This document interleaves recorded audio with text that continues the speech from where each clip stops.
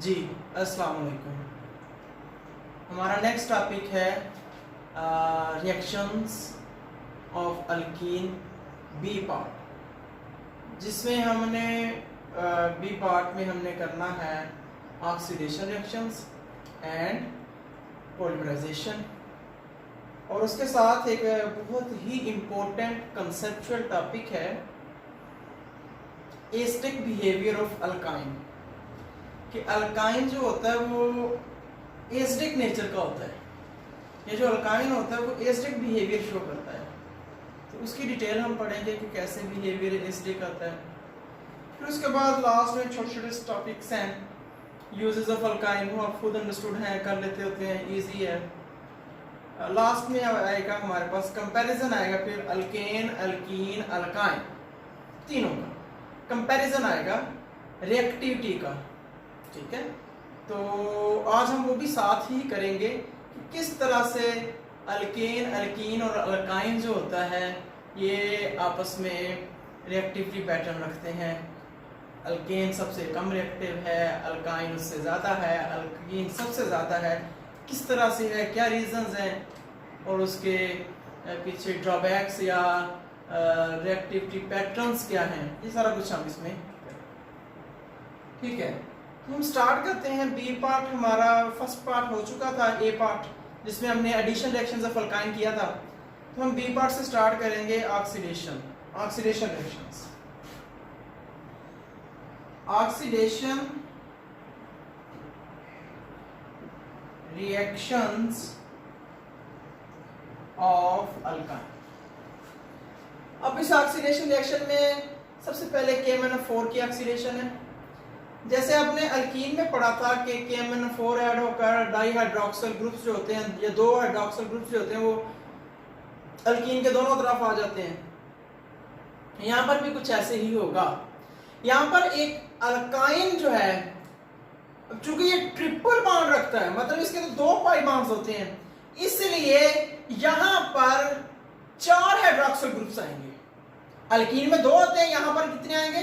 4 आएंगे hydroxyl groups. ठीक है, तो किस तरह से आएंगे जी, हम उस चीज को जरा डिटेल में कर लेते हैं।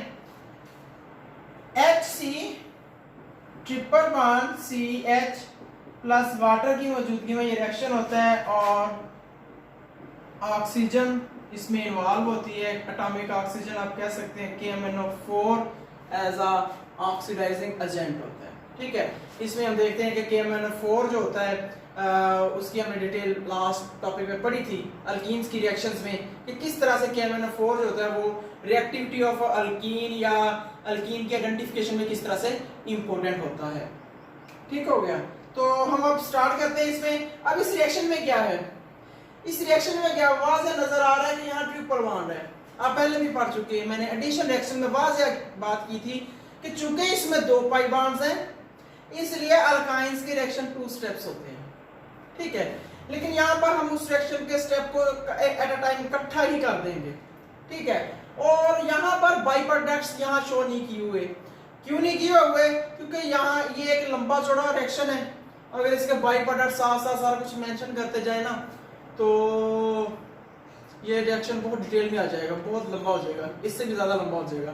तो इसलिए यहाँ पर सिर्फ टू द पॉइंट आपकी बुक वाले ने डिस्कस किया हुआ है। टू द पॉइंट जो आपके प्रोडक्ट्स हैं, जो pathway of the reaction है for the oxidation of alkyne in the presence of KMnO4, वो दिया हुआ है कि किस तरह से क्या क्या चीज कैसे कैसे कन्वर्ट होती है। तो सबसे पहले क्या होगा जी, अब यहाँ पर इसी वजह से मैं फिर बात कर दूं, इसी वजह से यहाँ पर कोई बैलेंसिंग वगैरह का कोई कंसेप्ट यहाँ नहीं दिया गया। ठीक है, तो आपने अंडरस्टूड बात लेनी है कि जी 4 हाइड्रोक्सिल ग्रुप है, मतलब 4 वाटर मॉलिक्यूल ऐड हुए, कितने रिमूव हुए, उन चीजों को आपने नंबर ऑफ मॉलिक्यूल्स के साथ ज्यादा यहाँ कंफ्यूजन नहीं होना, आपने रिएक्शन के ऊपर फोकस करना कि रिएक्शन कैसे प्रोसीड हो रहा है। ठीक है, यहाँ पर है जी एक पाई बॉन्ड टूटने से 2 हाइड्रोक्सिल ग्रुप लगे थे अल्कीन में, यहाँ पर 2 पाई बॉन्ड से कितने हाइड्रोक्सिल ग्रुप्स होंगे?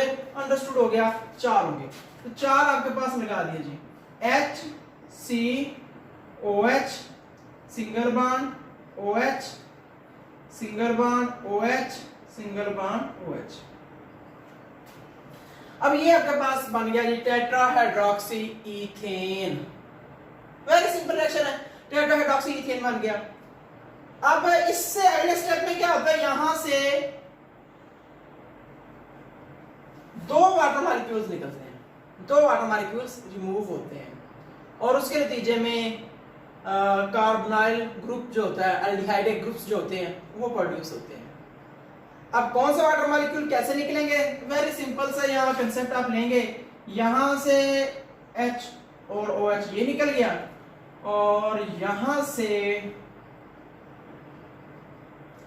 H और OH ये चीज निकल गई। ठीक हो गया, मींस अगर इधर से एक O बचाएंगे तो इधर से आपको एक O बचाना होगा, क्योंकि डबल बॉन्ड जो कार्बोनाइल ग्रुप्स यहाँ पर बनने हैं वो दो सेपरेट कार्बन्स पर बनते हैं, इसलिए आपको दो ऑक्सीजन एटम्स का एडजेसेंट कार्बन्स पर आपने सेव करने हैं या बचाने हैं। ठीक है, तो ये आपके पास आ गया। यहां से मैं डायरेक्ट इसीलिए यहां पर बाई प्रोडक्ट नहीं लिख रहा, यहां पर लिख रहा हूं कि टू वाटर मॉलिक्यूल यहां से रिमूव हो गए हैं। ठीक हो गया, अब यहां से जब दो वाटर मॉलिक्यूल्स रिमूव हो गए हैं तो हमारे पास पीछे फिर क्या बचता है, हमारे पास बच जाता है HC, ये आपके पास है जी डबल बॉन्ड O, आपके पास ये बचा C डबल बॉन्ड O, ये आपके पास कंपाउंड बन गया, इसे कहते हैं जी ग्लाइऑक्सल। ग्लाइऑक्सल इस कंपाउंड का नाम है। डाई एल्डिहाइडिक ग्रुप ये कंपाउंड में एग्जिस्ट कर रहा है, मींस एक ये एल्डिहाइडिक ग्रुप हो गया और एक ये एल्डिहाइडिक ग्रुप हो गया। ठीक हो गया, अब ये था आपके पास एक ग्लाइऑक्सल की फॉर्मेशन। इसके बाद अगले स्टेप में क्या होगा, मजीद इसकी ऑक्सीडेशन होती है इसकी KMnO4 की मौजूदगी में। ठीक है, ऑक्सीजन इसमें मजीद दो एटम ऑक्सीजन के ऐड होते हैं, एक इधर ऐड हो जाएगा एक इधर ऐड हो जाएगा और आपके पास क्या बना देगा, आपके पास जनाबे वाला बन जाएगा C double bond O OH, C double bond O OH, ये आपके पास डाई कार्बोक्सिलिक एसिडिक ग्रुप बन गया या कंपाउंड बन गया। इस कंपाउंड का नाम होता है ऑक्सैलिक एसिड, ऑक्सैलिक एसिड। ठीक हो गया, तो ये रिएक्शन है जी, स्टेप बाय स्टेप आपने करना है, 3 से 4 स्टेप में ये कंप्लीट हो रहा है रिएक्शन। अब इसमें बहुत सी चीजें छोटी छोटी हैं जो हम डिस्कस करेंगे यहाँ। पहली बात तो ये रिएक्शन 4 या 3 स्टेप्स के अंदर या 3 पोर्शंस के अंदर डिफरेंट कैटेगरीज में ये रिएक्शन जो है वो क्वेश्चन के तौर पर आ सकता है या इस रिएक्शन का क्वेश्चन बन सकता है। पहला क्या बनेगा, पहला सिंपली बन सकता है कि discuss the oxidation of alkyne in the presence of KMnO4। जब ये पॉइंट आ जाए कि oxidation of alkyne in the presence of KMnO4 तो ये कंप्लीट रिएक्शन आएगा। ठीक हो गया, दूसरा क्या आ जाए या ऐसे पूछ ले how will you prepare oxalic acid from alkyne, फिर भी ये रिएक्शन कंप्लीट आएगा। दो हो गया, तीसरा क्या होगा, how will you prepare tetrahydroxy ethane from ethyne, तो आप वहां तक रिएक्शन करेंगे, आगे नहीं आएंगे। उसके बाद और क्वेश्चन क्या सकता है, how will you prepare glyoxal from ethyne, तो आप रिएक्शन वहां तक लेकर जाएंगे।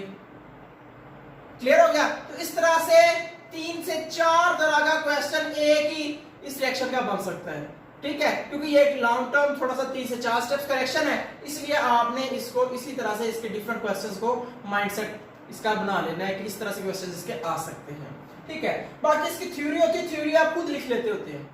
ऑर्गेनिक केमिस्ट्री में ज्यादा थ्योरी याद करने की जरूरत नहीं होती, जो आप रिएक्शंस कर रहे होते हैं ना उन्हीं को आप अपने थ्योरेटिकल वे में भी बयान कर दें तो भी बात जो है वो आपकी कंफर्म हो जाती है। मींस आप इस जो 4 स्टेप्स है इसको आप थ्योरेटिकल कैसे लिख सकते हैं कि in the first step the water molecules are added and with the addition of atomic oxygen in the presence of KMnO4, then they produce a tetrahydroxy ethane. After that, 2 molecules of water are removed from the tetrahydroxy ethane to prepare the to produce the glyoxal, and afterward उसके बाद क्या होता है जी कि we add 2 oxygen atoms or atomic oxygen in the presence of KMnO4 and the glyoxal is oxidized to oxalic acid। तो ये आपकी 4-5 लाइनों में इसकी थ्योरी बन जाती है। तो मेन कंसर्न आपका इस रिएक्शन होता है ऑर्गेनिक केमिस्ट्री में, रिएक्शन आपका सही है तो आपको मार्क्स बहुत हद तक मिल जाते हैं, थोड़ी सी थ्योरी लिख दे तो आपको पूरे मार्क्स मिल जाते हैं। ठीक हो गया। तो ये था जी oxidation reaction in the presence of KMnO4। Next हमारे पास है कंबस्टन रिएक्शन। तो जरा रिमाइंड कर लें, कंबस्टन आपने लास्ट टाइम भी बात की थी, अल्केन की कंबस्टन आपने मीथेन की थी, क्या बना था? कार्बन डाइऑक्साइड और वाटर। अल्कीन की थी, क्या बना था? Carbon dioxide and water. और अब क्या करेंगे? अब आप कर लेंगे इथाइन की, अल्काइन की, तो क्या बनेगा आपके पास? कार्बन डाइऑक्साइड एंड वाटर बन जाएगा आपके पास। ठीक है, तो आप इस रिएक्शन को कंप्लीट कैसे करेंगे देख लें। HC triple bond CH plus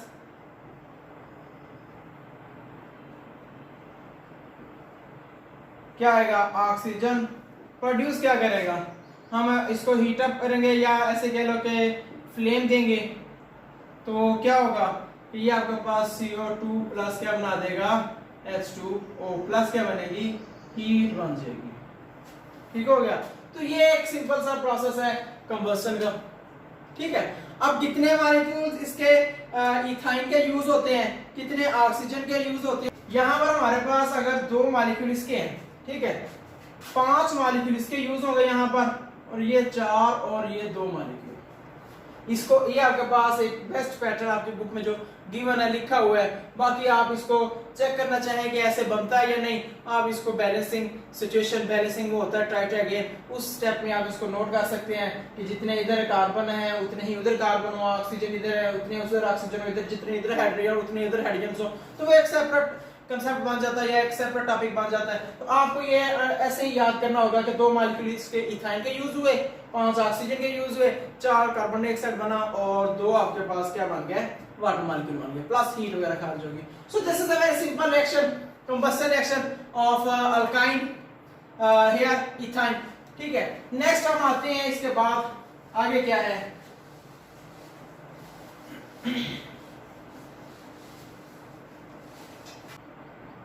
polymerisation किसे कहते हैं?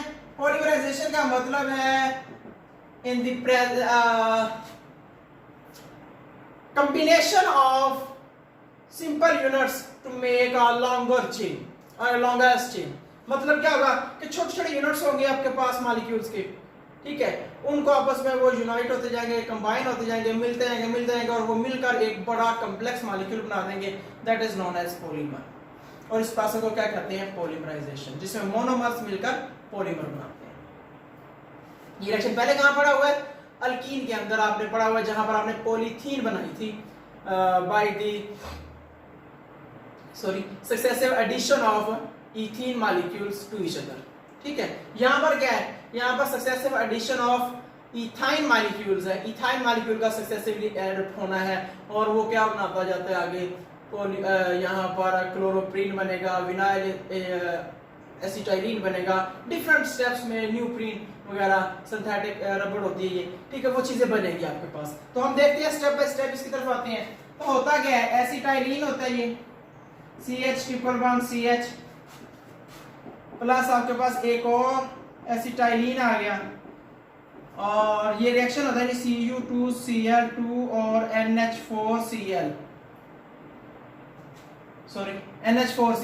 इन दो की मौजूदगी में एज अ कैटलिस्ट के तौर पर ये यूज होते हैं और ये रिएक्शन कंप्लीट होता गया होगा क्या? यहाँ पर ये डबल बॉन्ड इधर आ जाएगा, यहाँ से जब एक बॉन्ड जो है वो इधर आ जाएगा ट्रिपल बॉन्ड से, ठीक है, एक पाई बॉन्ड इधर आ जाएगा, सॉरी, तो क्या होगा आपके पास?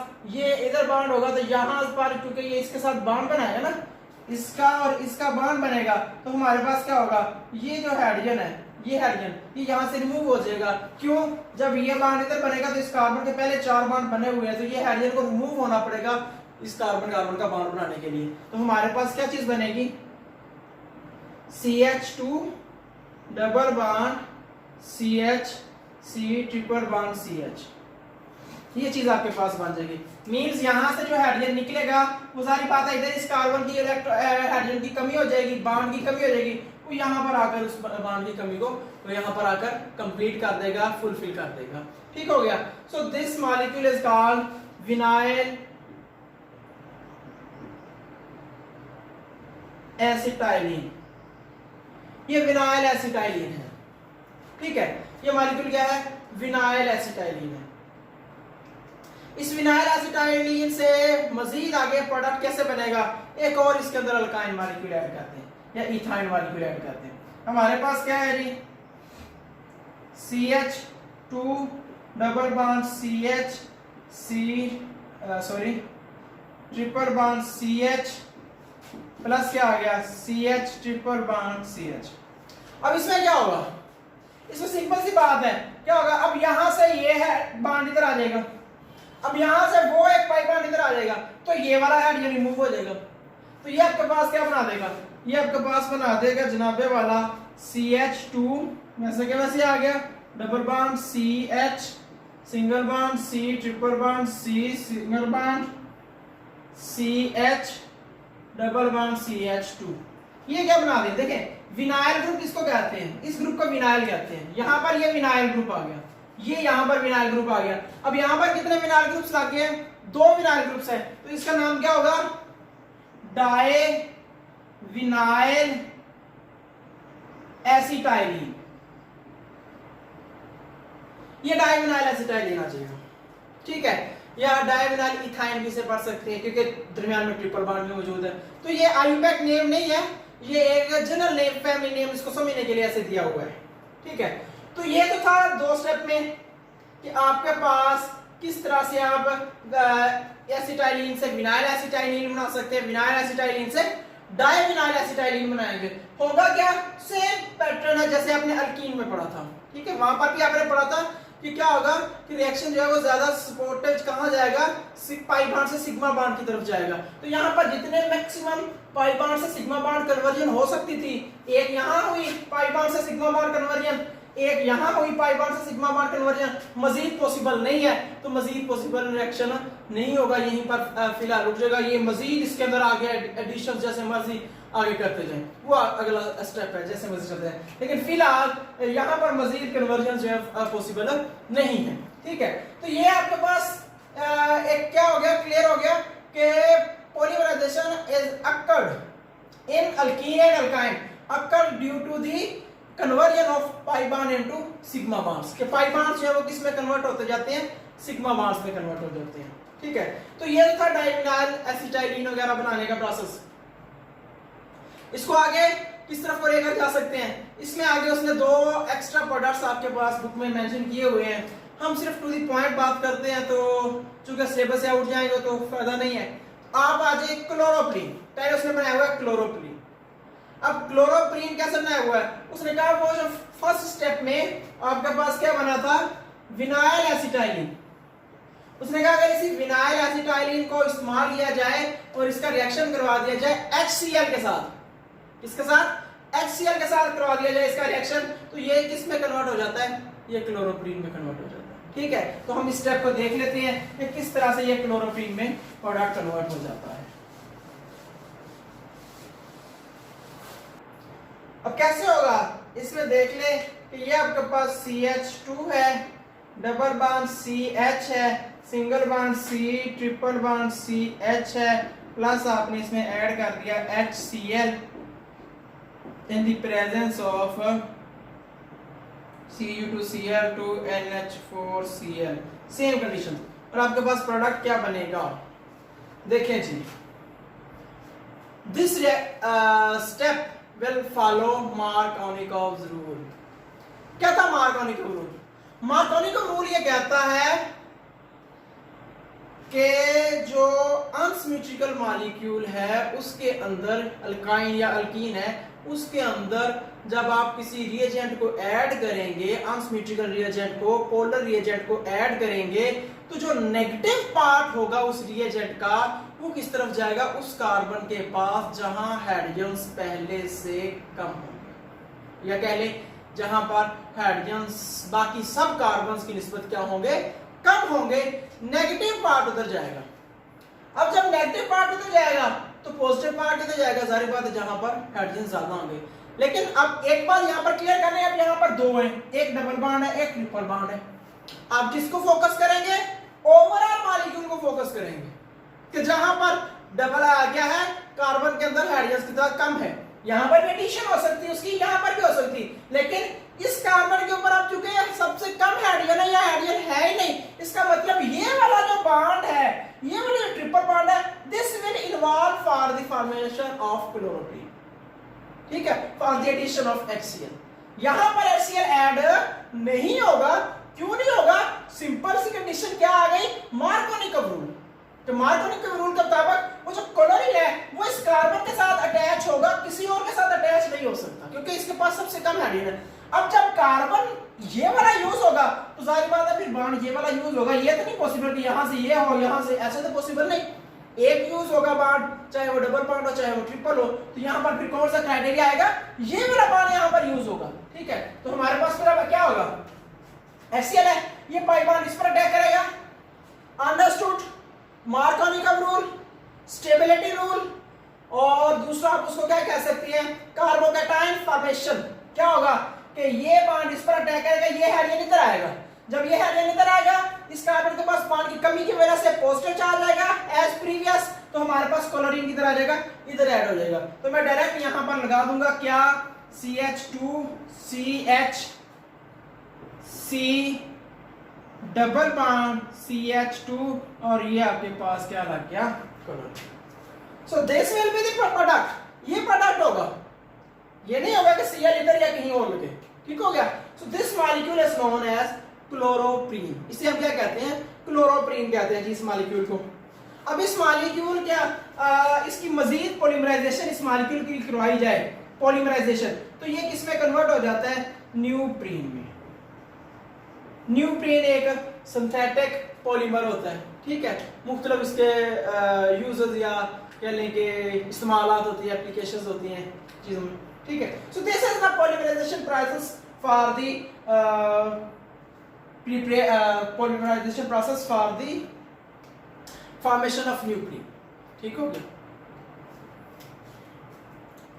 So this is the polymerization process for the preparation of nuclein। तो इस तरह से आप, अगर आपको क्वेश्चन, अब यहां पर polymerization के क्वेश्चंस भी a number of questions बन सकते हैं, a number of questions। कैसे कैसे बन सकते हैं number of questions? यहां पर क्या बन सकते हैं? यहां पर क्लियर हो सकता है, पहले नंबर पर क्या बनाएगा? फिनाइल एसिटाइलिन, इसकी प्रिपरेशन करें। अगले स्टेप में क्या होगा? प्रिपेयर डाइविनाइल एसिटाइलिन फ्रॉम इथाइन या एसिटाइलिन। उसके बाद क्या हो सकता है? उसके बाद यहां पर हो सकता है prepare chloroprene from acetylene, acetylene से विनाइल एसिटाइलिन, फिर आगे से क्लोरोप्रीन HCl के एडिशन से, फिर क्या बन सकता है? Prepare neoprene. So this polymerization reaction can also be disbursed into a number of steps, number of reactions. Clear हो गया? तो ये आपके पास पॉलीमराइजेशन रिएक्शन था। हम आगे करते हैं, अगला हमारा टॉपिक जो है वो है एसिडिक नेचर ऑफ इथाइन या अल्काइन। अल्काइन एसिडिक क्यों होते हैं, हम इसके ऊपर फोकस करेंगे।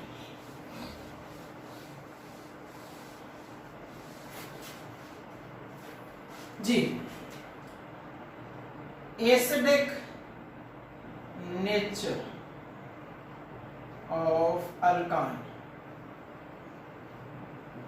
अब अल्काइन की एसिडिक नेचर क्या है या क्यों है, इसके ऊपर हम फोकस करते हैं। तो इस पर फोकस करने से पहले हम कुछ बेसिक कंसेप्ट्स लेते हैं। एक लेते हैं कार्बन कार्बन सिंगल बॉन्ड, एक लेते हैं कार्बन कार्बन डबल बॉन्ड, और फिर एक लेते हैं carbon carbon triple. First we have to compare the hybridization of these three types of bonds. ये सिंगल बॉन्ड है, ये डबल बॉन्ड है, ट्रिपल बॉन्ड है। अगर आपको रिमाइंड हो 7th चैप्टर इसी हमारी ऑर्गेनिक केमिस्ट्री का, या आपको रिमाइंड हो फर्स्ट ईयर का 6th चैप्टर जहां पर आपने बॉन्डिंग नेचर्स पढ़ी हैं, तो वहां पर आपने पढ़ा होगा कि कार्बन कार्बन अगर सिंगल बॉन्ड होगा वो कौन सी हाइब्रिडाइजेशन रखता है? वो sp3 रखता है। जो कार्बन कार्बन डबल बॉन्ड होगा वो कौन सी रखता है, वो sp2 रखता है। जो कार्बन कार्बन ट्रिपल बॉन्ड होता है वो कौन सी रखता है, वो sp हाइब्रिडाइजेशन रखता है। That means 3 type of hybridizations are involved in these bonds, sp3, sp2, sp। Let's make shapes. इसकी है स्फेरिकल शेप, इन तीनों की शेप होती है कुछ इस तरह की, ठीक है। मींस ये ऐसे, चलो मैं एक दफा लगा लेता हूं ऐसे, ठीक है। ये आपके पास p ऑर्बिटल्स होते हैं, ये s ऑर्बिटल होते हैं। वो अलग बात है जब sp3 ऑर्बिटल मिक्स होकर बनता है तो सबकी शेप्स एक जैसी बन जाती है, लेकिन हम जो कंसेप्ट ले रहे हैं उसके लिए हमें s और p शेप्स को अलग अलग बनाना पड़ेगा, ठीक है। यहां पर इसकी देख लें, एक s है, यहां पर चलिए मैं लगा ही देता हूं 2, इसमें 3 p है, यहां पर एक s है और 2 p है, यहां पर एक ही s है और एक ही p है जी। इन शेप्स के बनाने का फायदा क्या है, ये इसमें क्या कंसेप्ट है, ये क्या क्राइटेरिया। यहां पर देखें जरा, s कैरेक्टर कितना है 25%, p कैरेक्टर कितना है जी 75%, 3 ये है, एक ये है, तो ये बन गया। यहां पर कितना है जी 33%, यहां पर p कैरेक्टर कितना है जी 66%, यहां पर कितना है जी ये 50%, और p कैरेक्टर भी कितना है 50%, p भी 50 है और s भी 50 है। अब इन कैरेक्टर्स का यहां बनाने का क्या फायदा या क्या रोल है जी। अब हम फोकस करते हैं इनकी शेप्स पर और इनकी बॉन्डिंग नेचर पर। देखें s ऑर्बिटल क्या है, स्फेरिकल है, सिंपल वर्ड्स में अगर कहूं सर्कुलर है, गोल है। क्या क्या कंडीशन हमारे पास होगी, क्या समझते होंगे हम कि क्या एक सर्कुलर चीज ज्यादा होल्ड करेगी अपने अंदर अमाउंट मटेरियल, किसी भी चीज की अमाउंट, या एक जो लेंथ वाइज शेप है वो ज्यादा अपने अंदर होल्ड करेगी किसी भी चीज की अमाउंट को, किसी भी मिकदार को। आंसर इज वेरी क्लियर, जो स्फेरिकल चीज होगी, सर्कुलर शेप होगी, वो ज्यादा होल्डिंग कैपेसिटी रखती है। गोल होने की वजह से सर्कुलर, उसके अंदर ज्यादा एडजस्टमेंट हो सकती है किसी भी चीज की मिकदार की। जबकि जो लंबूतरी है, जो लेंथ वाइज है, उसकी होल्डिंग कैपेसिटी कम होगी as compare to spherical shape और सर्कुलर शेप।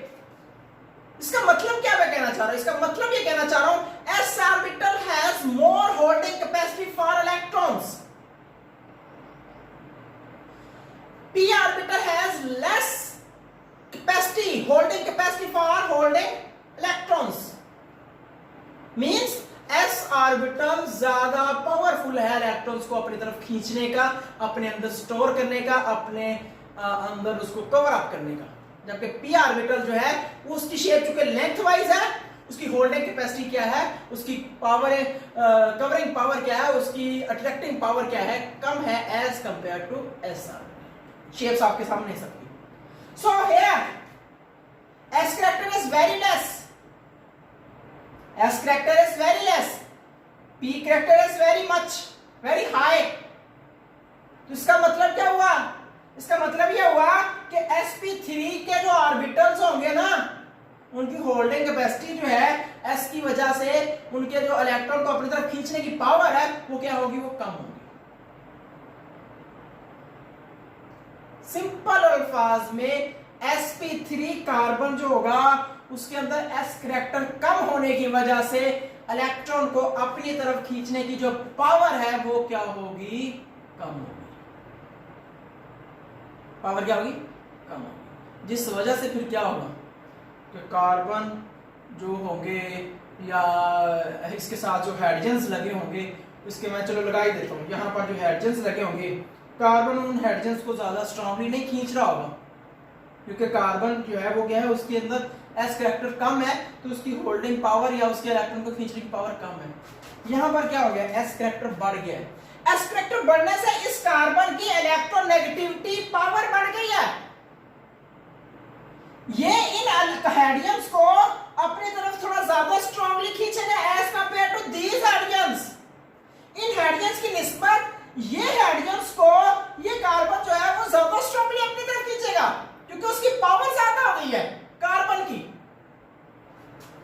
एंड पर आ जाए, इसकी तरफ देखिए, यहां पर क्या है 50%, 50% एस करेक्टर है, 50% पी करेक्टर है। एस करेक्टर बहुत ज्यादा होने की वजह से उस ये जो कार्बन्स होंगे ये हाईली इलेक्ट्रोनेगेटिव होंगे among these 3 types of carbons. Means MCQs अगर आपके पास आ जाए कि एक आपके पास वो कहता है कि जी we have 3 carbon atoms comprising sp3, second is sp2 and third is sp, so point of which is the highest electronegative carbon atom, so which one? sp। क्यों? उसके अंदर s करेक्टर आता है, s करेक्टर की वजह से उसके अंदर इलेक्ट्रॉन खींचने की जो पावर है, अट्रैक्टिव एबिलिटी है, वो भी क्या है ज्यादा है as compare to others. Clear हो गया? यही वजह है कि कार्बन हाइड्रोजन बॉन्ड यहां पर क्या है नॉन पोलर है, यहां पर कार्बन हाइड्रोजन बॉन्ड क्या है समवट, मींस थोड़ा बहुत पोलर है, और यहां पर कार्बन हाइड्रोजन बॉन्ड क्या है हाईली पोलर है। अमंग दीज कंपैरिजंस, ये नहीं कह रहा कि ये बहुत ही पोलर है, इन तीनों की निस्बत ये नॉन पोलर बॉन्ड है, ये क्या है ये समवट पोलर है, और ये क्या ये हाईली पोलर है as compare to other two. Clear हो गया? इसका मतलब क्या हुआ कि carbon hydrogen bond in sp carbon is very very polar. ठीक हो गया? अब ये तो आगे सारी पोलैरिटी का कंसेप्ट आ गया। अब पोलैरिटी के कंसेप्ट में एसिडिक नेचर का क्या रोल हुआ, उसका यहां पे क्या किरदार है, क्या यूज है, उसकी रीजन क्या है।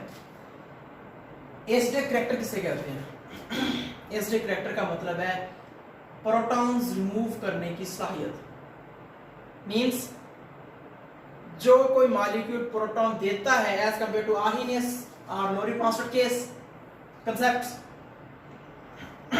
सॉरी, जो मॉलिक्यूल ज्यादा easily with greater ease hydrogens को रिमूव करेगा अपने अंदर से या हाइड्रोजन को डोनेट करेगा, वो क्या होगा, वो स्ट्रॉन्गर एसिड होगा। ये बेसिक कंसेप्ट है, फर्स्ट ईयर 8th चैप्टर में गिवन है।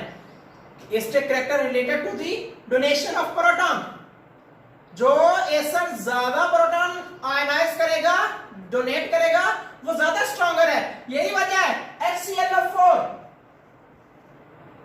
वहां पर लिखा हुआ है HClO4 is the strongest inorganic acid. Why HClO4 is strongest inorganic acid? मैं इसको जरा रिमूव कर रहा हूं, जहां पर मैं क्लियर कर दूं कि HClO4 स्ट्रॉन्गेस्ट एसिड्स में क्यों आता है। क्यों? क्योंकि ये इसके पास क्राइटेरिया है, देख सकते हैं आप इसको, ये Cl इसमें, ये है इसका क्राइटेरिया, इसकी स्ट्रक्चर ये है। इसमें देखें 1 2 3 4 5 हाईली इलेक्ट्रोनेगेटिव एटम्स एक छोटे से हाइड्रोजन एटम के इलेक्ट्रॉन को अपनी तरफ खींच रहे हैं। मतलब ये ऑक्सीजन उधर खींच रहा है, ये भी खींच रहा है, ये भी खींच रहा है, ये भी खींच रहा है, सारे इलेक्ट्रॉन्स को उस तरफ को पुश कर रहे हैं, जिस वजह से ये बॉन्ड हाईली पोलर हो जाता है और इस हाइड्रोजन का निकलना इंतहाई आसान होता है, जिसकी वजह से ये स्ट्रॉन्गेस्ट एसिड होता है। H2SO4 HCl से भी ये ज्यादा स्ट्रॉन्ग एसिड है ड्यू टू दिस कंसेप्ट। ये था इनऑर्गेनिक, मैं बात कर रहा हूं इधर सिर्फ 3 की, अल्केन एल्कीन अल्काइन की। तो उन तीनों में अब फिर ज्यादा ईज किसकी है हाइड्रोजन को रिमूव करने की? इसकी sp बॉन्ड वाले की, sp कार्बन की। तो इसी वजह से alkyne show acidic character, alkane do not show, alkene show but very little, so we do not discuss, we discuss only alkyne because it is much acidic as compared to other two। so reasons clear होगी, सारा कुछ clear हो गया कि ये acidic character क्यों देता है अल्काइन, किस सेंस में देता है, क्या रीजंस है, क्या बिहेवियर है। ठीक है, तो अब हम कुछ इसके रिएक्शंस कर लेते हैं कि अल्काइंस के रिएक्शंस कौन कौन से हैं जिसमें ये एसिडिक करैक्टर शो करता है। ठीक हो गया? तो लेट्स सी, देखते हैं किस तरह से ये एसिडिक करैक्टर में आता है। इसके कुछ रिएक्शंस हैं जिसमें सोडियम एसिटालाइड्स और अल्कलाइड्स वगैरह बनते हैं। तो इसके इसका पहला रिएक्शन कहाँ है? इसका पहला रिएक्शन हमारे पास है RC triple bond CH with NaNH। ठीक हो गया। ये लिक्विड अमोनिया की मौजूदगी में ये रिएक्शन होता है जी। लिक्विड अमोनिया क्या होता है, मैं पहले भी एक दफा प्रीवियस रिएक्शंस में बता चुका हूँ लेक्चर्स में, यहाँ पर फिर रिपीट कर देता हूँ कि जो अमोनिया गैस होती है ये -33 डिग्री से लो हो जाए, मतलब -34, -35, -33 डिग्री से लो हो जाए टेम्परेचर, तो ये गैस जो है वो लिक्विड फॉर्म में एग्जिस्ट करती है, इसकी गैसियस फॉर्म खत्म हो जाती है, जिस वजह से इसे क्या कहते हैं, लिक्विड अमोनिया कहते हैं। ठीक हो गया। अब ये है, इसमें होगा क्या, सिंपली क्या होगा, it is a asterisk proton, asterisk hydrogen, तो क्या होगा, सिंपली ये रिमूव हो जाएगा, रिप्लेस हो जाएगा किसके साथ, मेटल के साथ, और आपके पास क्या बना देगा जनाबे वाला RC triple bond C Na positive C negative plus NH3 ammonia bond के साथ। So this is an ionic compound, sodium acetylide या सोडियम अल्कलाइड, यहां पर R है, एसिटालाइट नहीं कहेंगे, alkaloid, sodium alkylate, here it is an ionic compound because there is an ionic attraction between carbon negative and sodium positive। Simply हुआ कि यहाँ से जब हाइड्रोजन निकलेगा तो सारी बात इस पर क्या आएगा, नेगेटिव। मेटल क्या होता है, सोडियम क्या होता है, इलेक्ट्रोपॉजिटिव होता है, तो सारी बात है जब ये बॉन्ड इधर से रिमूव होगा, ये उधर जाएगा, H उधर जाके NH3 बना देगा, और जो सोडियम होगा चूंकि इलेक्ट्रोपॉजिटिव होगा इसके साथ आकर पॉजिटिव कैरेक्टर में आकर इसके साथ कंबाइन हो जाएगा और एक आयनिक बॉन्ड बना लेगा। ठीक है। और कौन सा हो सकता है, और सेम इसी तरह का रिएक्शन है, HC triple bond CH plus 2Na है इसमें, और क्या होगा, सिंपली दोनों तरफ आ जाएगा, यहाँ पर ये बना है, क्या बना, ये बना है सोडियम एसिटालाइट, ये था अल्कलाइड क्योंकि यहाँ पर R था, कोई कंफर्म यहाँ पर तदाद नहीं थी, इसीलिए मैंने एसिटालाइट नहीं कहा। क्यों नहीं कहा, क्योंकि एसिटालाइट क्या होता है, वो अल्काइन सॉरी इथाइन का ही दूसरा नाम होता है, तो ये है सोडियम एसिटालाइट। ठीक है, ये आपके पास बन गया। इसके अलावा और किसके साथ रिएक्शन है, इसका Cu2Cl2 कॉपर क्लोराइड और AgNO3 के साथ भी रिएक्शंस हैं, तो वो कर ले जी। वो क्या होगा, इसका HC triple bond CH plus CuCl2 gives us in the presence of, ये रिएक्शन होते हैं जी NH4OH, अमोनियम हाइड्रोक्साइड की मौजूदगी में ये रिएक्शंस होते हैं। ठीक है, इनकी मौजूदगी में ये रिएक्शन होगा तो क्या होगा, दोनों Cl इसके साथ कंबाइन हो जाएंगे और आपके पास क्या बना देंगे, Cu positive C negative triple bond C negative Cu positive plus क्या बना देगा, NH4 है, और क्या आ जाएगा, Cl है तो क्या आ जाएगा, NH4Cl, तो हमारे पास प्लस 2 मॉलिक्यूल बन गए NH4Cl के। ठीक हो गया, ये आपके यहाँ पर आप ले लीजिए इसको कि ये 2 मॉलिक्यूल्स हैं।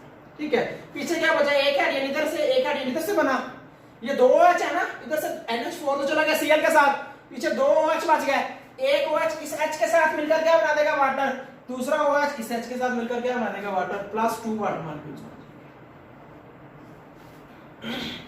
So this is a reaction for the copper acetalite।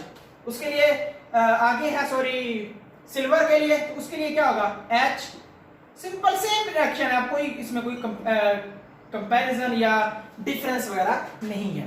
तो यहां पर क्या होगा, यहां पर AgNO3 है, ठीक है, प्लस NH4OH है, यहाँ पर 2 इसके मॉलिक्यूल यूज कर लें AgNO3 के, तो दोनों तरफ आ जाएंगे, और आपके पास क्या बना देगा, C triple bond C sorry negative Ag positive ये नेगेटिव प्लस NH4 है, NO3 है, तो 2 NH4 NO3 बन गए, अमोनियम नाइट्रेट्स, और पीछे सेम उसी तरह से 2 वाटर मॉलिक्यूल्स बन जाएंगे प्लस 2 वाटर मॉलिक्यूल्स। ठीक हो गया। So this is the silver acetylide, ये सिल्वर एसिटालाइट मॉलिक्यूल आपके पास बन चुका है। ठीक है, अब एक और उसने यहाँ पर छोटी सी डिस्कशन दी हुई है अगले स्टेप में, उसने क्या कहा, उसने कहा ये जो आपके पास कॉपर एसिटालाइट बना है, ये जो कॉपर एसिटालाइट बना है या ये जो सिल्वर एसिटालाइट बना है, इनके अंदर मजीद अगर आप एसिड को ऐड करें, इनके अंदर क्या करें, इनके अंदर एसिड को ऐड करें तो जो इथाइन है, एसिटाइलिन है, वो रीजनरेट हो जाता है। तो ये रिएक्शन की आप देख लें, छोटा सा रिएक्शन है इनका।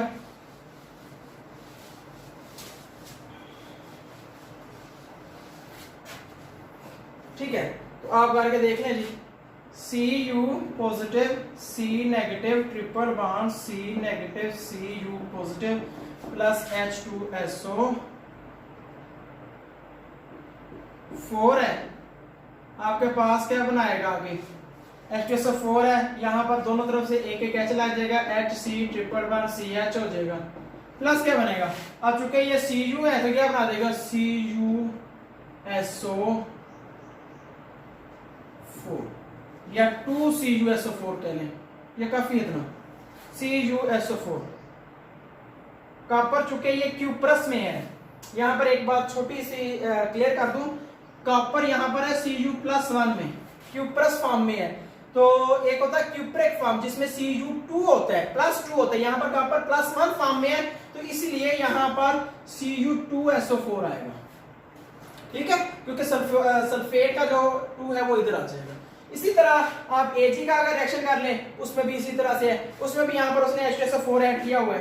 ठीक है, AgC triple bond C Ag, आपके पास H2SO4 ही ऐड कर लें, आप कुछ और ऐड ना करें, तो आपके पास क्या बना देगा, ये आपके पास बना देगा जी सेम उस तरह से अल्काइन इथाइन बना देगा, प्लस क्या बना देगा Ag2SO4।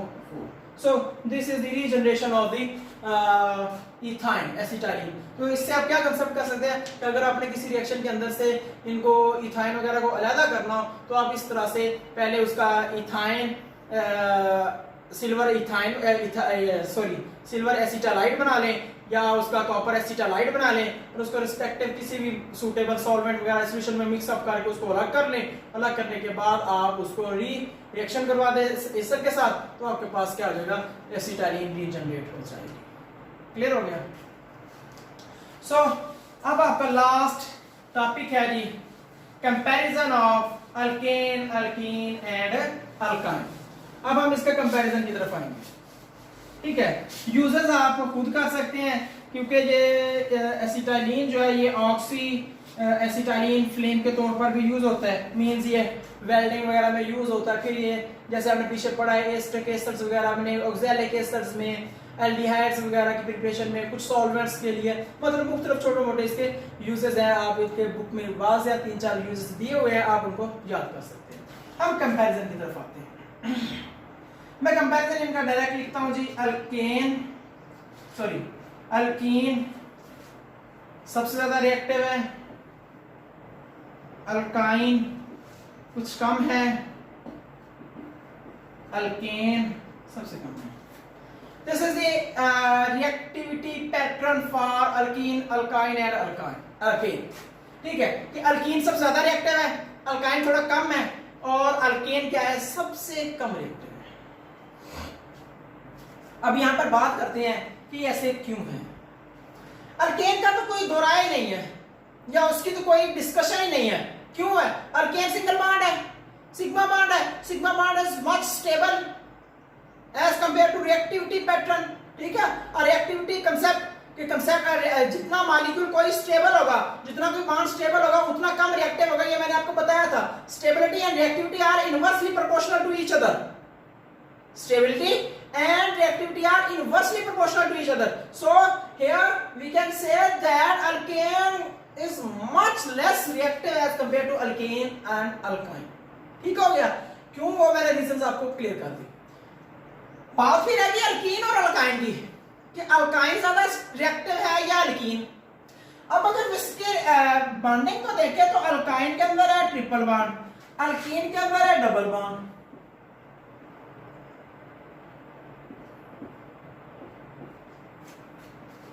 ठीक है, तो भाई इसके दो कंसेप्ट हैं। एक कंसेप्ट वो है जो आपकी बुक में है, एक कंसेप्ट वो है जो आप इस स्ट्रक्चर से समझ सकते हैं, या इसके रिएक्शन पैटर्न से समझ सकते हैं।